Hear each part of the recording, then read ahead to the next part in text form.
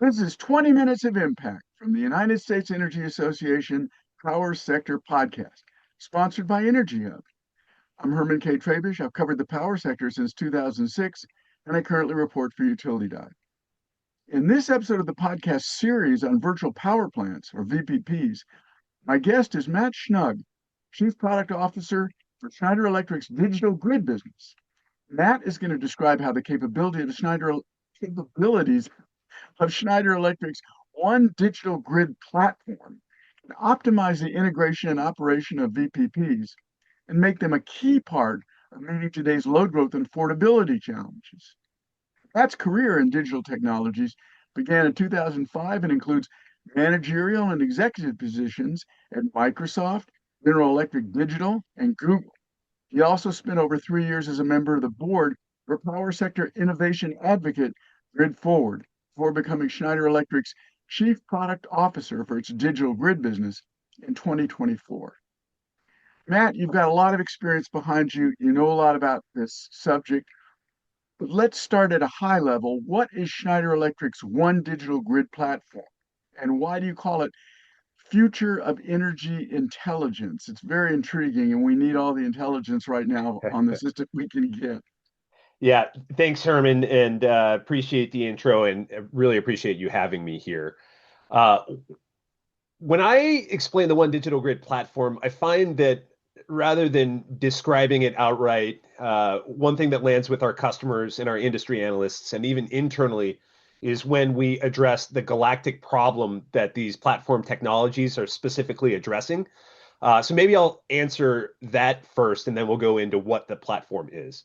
Good. So as you and as many of our listeners know, we're moving from a world where utilities had managed their systems with sequential and heuristic workflows with siloed tools to one defined by a massive increase in electrification with even more DERs than ever before. Right. And there's a litany of monitoring and estimation and forecasting tools that have also hit the market at the same time that, in theory, should help with grid and DER management, but in reality are just flooding operators and planners with data that is lacking in broader context. To give you an idea of the scale and the complexity of this change, I was just on a call with an innovation hub in Texas that had done some back of the envelope math on the scale of growth that they're modeling for DERs, and it's staggering. Uh, Everything's big in Texas. yeah, that's right. And in many ways, they're leading the way, not just with the traditional oil and gas sector, but now really on energy technologies as well. So we look to Yeah. them as a leading indicator on a lot of this. So that math is like I said, wild, right? DERs are projected to expand their gigawatt footprint by over 40x over the next decade, 40-fold. And this is going to account for roughly one-third of total grid capacity. So when I talk about this growth in product planning meetings, I've been using the term eye-watering a lot. But the crazy thing with this is that the complexity that it brings forth from a data management perspective. So it's not just a one-to-one ratio of IT spec complexity to the increase in DER capacity, right? Each of these DERs really feels like a node in a system. And as these energy transactions become more decentralized, as the trends have stipulated here, each of these nodes becomes a part of a permutation as opposed to a single point in a line. And so this results in exponential growth of data as opposed to just a linear one. And now compounding that, we have to remember that all of these DERs don't operate in a vacuum. Their output and their performance is dependent on the environments that they operate in. And so this Wow. is where the monitoring and the estimation, the forecasting tools can help if they're used in the right way. And so from a technical perspective, this means that we need to give all of this data, all this explosion of endpoints that are interacting with one another, context as it pertains to how the DERs can and will operate. And so that means, in addition to that data growth, we're also factoring in different data types, different velocities, and ultimately different compute environments. So Now, to directly answer your question, what's our answer to this explosion in the scale of complexity? We're calling it the One Digital Grid platform. And it's a series of industry-specific technologies built on hyperscaler technologies that are natively integrated into our core product suite for digital grid. And really, these are the technologies that bring order and intelligence and speed to these grids that are becoming more complex by the day.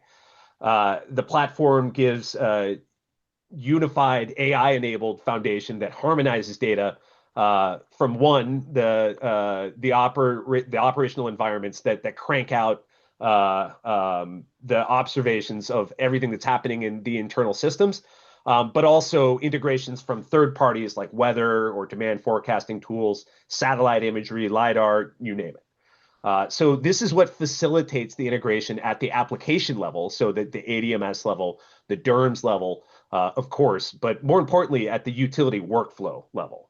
And it's our primary goal at Digital Grid within Schneider Electric to help our customers align their planning and operations workflows and support those outcomes that they're held accountable for: reliability, resiliency, affordability. Matt, Now, let me jump in here if I please. can. And I want you to continue describing these capabilities. That's exactly what I want to ask you about.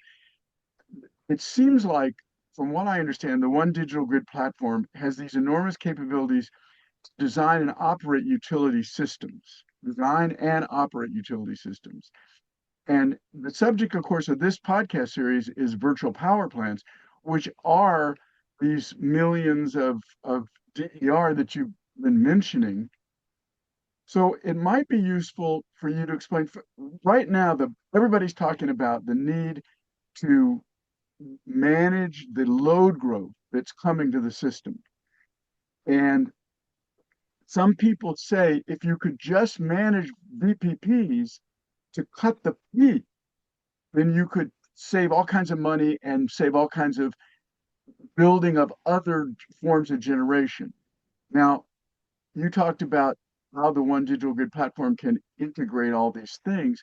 Maybe as an example, could you talk about what the One Digital Grid platform does to use VPPs more effectively? Yeah, no, I think this is a phenomenal manifestation of the output that better situational awareness and operational awareness can provide here. So the One Digital Grid platform is purpose built to help utilities manage this type of flexibility at scale, and what the VPPs offer in terms of that flexibility. So whether or not it's an orchestration of batteries or EV, or solar, or even commercial and industrial loads, the platform provides not only the visibility, but the coordination and the operational authority required to run these VPPs safely. Um, one of the patterns that we see in the graduation of these VPPs from experimental pilots to mainstream activation is starting with a feeder or two. And so, of course, that limits the investment that a utility needs to bring, but it also, at the same time, gives us enough of a signal about how the platform performs with that scale. And at the same time, it allows us to understand the topology, the operational limits, and congestion patterns, and all the other behavior required to understand how these DERs are actually operating in the real world. And to date, what utilities have lacked is a unified way to see and trust and dispatch these resources. So the One Digital Grid platform does solve that by grounding all of these DERs in the same what we call semantic model that operations use for planning and control. Now they can see how the resources are operating within a broader system with broader context. So we at Digital Grid call this one DERMS, and this means that the platform knows where the resources are located. It understands the constraints. It understands how it simulates how they can affect the grid at any given moment before actually dispatching them. And this is the part of the integration that's essential, right? You can't treat these VPPs as a completely separate technology stack. It needs to be integrated. They have to be connected to grid topology, to grid operations, and to the risk models that are being applied to operate the grid at any given moment. And when you do that, flexibility becomes a really reliable part of the system as opposed to this bolt-on that's sitting in a completely different room. And when it's native to the system, that flexibility actually becomes a core asset. And it's this asset that's critical given the situation that we find ourselves in today. The longer time horizons required to build new centralized generation, or to wait for interconnection, or to have these big transmission upgrade hardware projects. We think that this software and this optimization can really help. Here's a quick note from the sponsor of our series of podcasts about virtual power plants, Energy Hub. What if everyday devices had the potential to strengthen the grid when it's needed most? Energy Hub helps utilities turn that potential into dependable capacity by coordinating thermostats, EVs, batteries, and other devices so they work together as virtual power plants, or VPPs, that respond to grid needs in near real time. Energy Hub's latest white paper lays out a maturity model for VPPs that can be planned and dispatched with the same confidence as conventional plants while being 40 to 60% less expensive to build. That's why more than 160 utilities across North America partner with Energy Hub to manage over 2.5 million devices that provide 3.4 gigawatts of flexible capacity. Read the white paper and discover what VPPs can do for your grid at energyhub.com.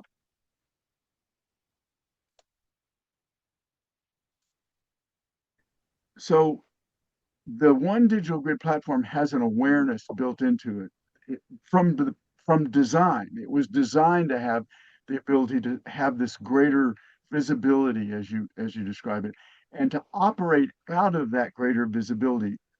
Briefly, just because I haven't really asked my question, but am I saying that part of it right? Yeah, I think that's exactly right. I internally I like to use the term context a lot, and Yeah. data without context is helpful, but not truly meaningful. And so the combination of all of the great infrastructure that's being built by the hyperscalers, and then our ontology and our ability to create meaning out of that by connecting the dots, those two together provide a pretty powerful solution, and that's where we think we can really help. Perfect. So then these flexible customer-owned resources, the DER, they are growing, as you point out, 40%. You said 40% growth in Texas. Is that what you said? 40 times, 40x over the 40 next decade. times, 40 Yes. times more DER. So we're also adding all these data centers, which are going to, be able to manage a lot of this 40 times growth. But you're going to get one of the key things you're going to get is bigger demand.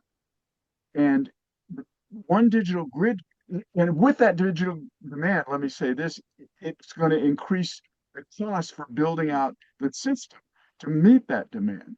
However, the one digital grid platform, if I understand it correctly, it introduces this flexibility. So instead of the peak going up and the utility saying, oh, I got to go out and build a new natural gas plant, or I got to go out and build a new wind project, they say, wait, I can see from the digital grid platform that I can pull together all these distributed energy resources that are owned by customers. I can either dial down their smart thermostats, or I can bring on energy from their battery systems in small ways, that lower the peaks and control costs. Am I saying that part of it right?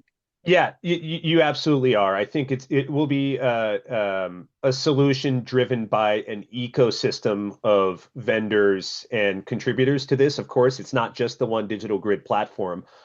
It's applications on the digital grid side like DERMS, and then endpoints as well in the customer systems that should all be operating together in concert. And I'd love to claim that we can do all of it, but we recognize that this is going to be a team sport.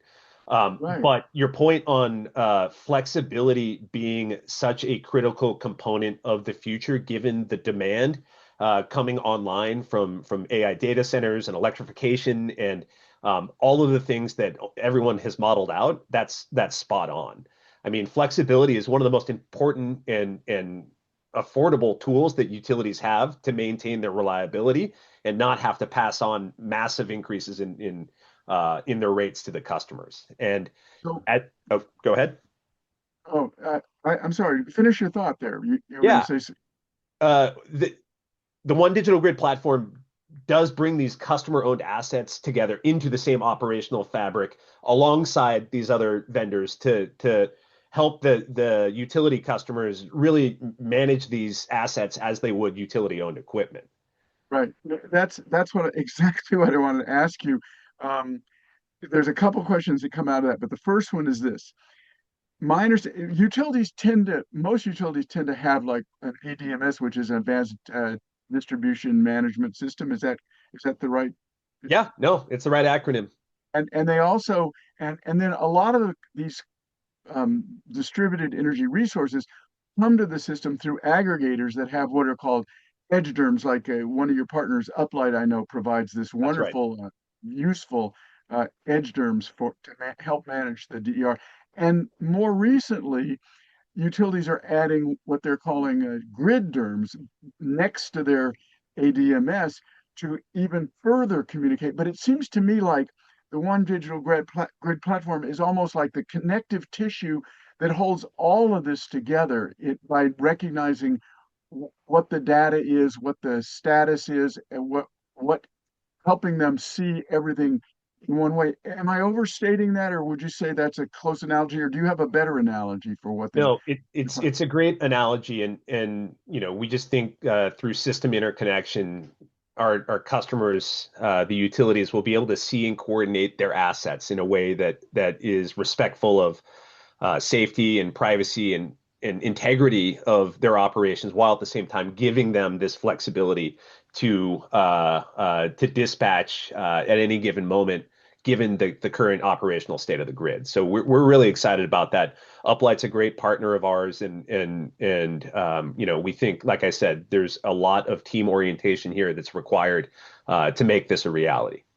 So this doesn't replace the edge derms, doesn't replace the grid Nope. derms. But it helps both of those systems do what they do better. It seems like. Am I overstating it, or is that No, that's exactly right. I mean, these connections can be made not just with Uplight, but with any partner in one of two ways. You can do it at the application level, and the way that we traditionally see that play out is one vendor talks to another, they get their access to the customer data, they spend months and months and months reconciling one way to another to build that integration, and then they move forward. Now, the problem with that is that it's not scalable. So you can't take the majority of those insights and that work and go and apply it to the next implementation. One of the patterns that we've seen in other industries, so not just within energy, is the concept of platform technology and transformational data services, doing that work one time so that those integrations can happen faster, and these customers can get online more quickly. These utility customers actually seeing value sooner rather than later. And so That's what what the oh, go ahead. finish no, finish your thought, please. So the One Digital Grid platform is meant to facilitate those interactions and utilize those applications more efficiently while allowing the applications to do the job that they were built to do. That's one of the things that interested me from the beginning when I heard about this platform, is it's that capability is designed into it from the beginning, right? So that you don't do separate operational additions. It's the ability is designed in to incorporate more and more into the operations. If am I overstating it? Not at all. I mean, scalability and extensibility are two of the core tenets of not only the platform, but all of digital grid software. We want people Let to me be able to use it faster, and we want to be able to make sure that our customer investments in other vendors can be realized as well. And we're not just a singular system that overtakes everything. We want to be the facilitator. right, and that is exactly what I was about to ask you. In essence, is that what this all accomplishes by managing the system more efficiently is you're reducing system costs through software rather than the costs of building new generation, building new poles and wires, et cetera. So can you explain exactly how that saves money for your customers that use this platform? Yeah, absolutely, Herman, and you nailed it. I'd add one additional thing too, and we talked about it a little bit before, but it's speed. And so I Hmm. think the cost associated with making a rate case and requesting more transmission assets to go and be built on the grid to light up interconnection studies, to ultimately go and have to wait for all of that to come online, is certainly one thing that we should be doing. But in order to offset this massive increase in demand at the same time, there are ways that our customers can realize the value of the investments that they've already made. And Okay. and so reducing total cost of ownership across the board is another key tenet of ours. And we think that rather than adding seats or asking for major re-architecture of all of these source systems, we can better accelerate this modernization through some simple transformations that the platform technologies can enable. We don't want to replace the ADMS. We don't want to replace DERMS. We don't want to replace any flex aggregation solutions like Uplight or other. We just want to make them better. And so the platform really does that through mapping all of the data and allowing it to integrate with one another, and giving that context to customers to make better decisions on the investments that they've already made. Okay, we don't have a whole lot of time left, Matt, but I want to ask you one more question. It's a big question, but maybe you could just kind of quickly summarize it. Are there policies at the federal level, at the state level, that can allow the One Digital Grid platform to serve VPP programs better, virtual power plant programs better? Have you heard talk about policies that can make this more of a reality? Yeah, what I would say is the one truth that we should acknowledge is that any policy in any space will always be reactive and based on the best possible data that we have on what's working today, which makes it difficult to speculate to a specific form factor for tomorrow. That being said, I do think the industry has a couple of really great things going for it. One is that we do now have enough data points to acknowledge this major shift in how power is generated and transmitted, distributed, consumed, and enough to really signal a pretty clear outcome in the future, where these VPPs can actually be leveraged. And that really leads me to my second point. Policy momentum at both the federal and the state level is accelerating towards this future with distributed resources and VPPs. We're seeing regulators increasingly view these VPPs as essential assets in managing the rising peaks of demand, and in integrating renewables and improving resilience writ large. And from a solutioning perspective, as we've discussed, the One Digital Grid platform helps these utilities translate that policy into operational reality. So we do see this clear support from the national energy agencies already, through great lobbying efforts from the vendors, through industry bodies like Grid Forward, and then through other special interest groups that do want to see this future realized, where we can have both. We can have the build outs and all of the additional modernization from a hardware perspective, but also the optimization from a software perspective.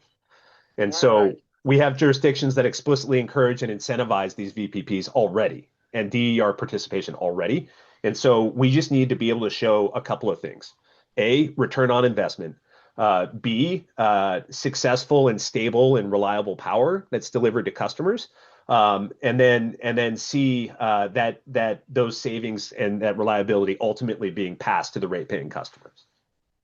Okay, that's a great place to leave it. You got those 3 points in, and I really think that we've covered a lot of ground about the value of the One Digital Grid platform and about the value of VPPs, which is what this whole series is about. I want to thank you. My guest has been Matt Schnugg, Chief Product Officer for Schneider Electric's digital grid business. And he's described how the capabilities of Schneider Electric's One Digital Grid platform can optimize the integration and operation of VPPs and make them a key part of meeting today's load growth and affordability challenges. And I have to say that one of the reasons that I'm fascinated by this is that Schneider Electric is no newcomer to this business of providing the grid with what it needs. It goes all the way back to the 19th century. I also want to thank our sponsor, Energy Hub, and my producer, Melissa Brown. And of course, I want to thank our listeners for taking the time to check out the USEA Power Sector Podcast. Don't forget to subscribe, like, and share with everybody you know our quest for energy transition solutions.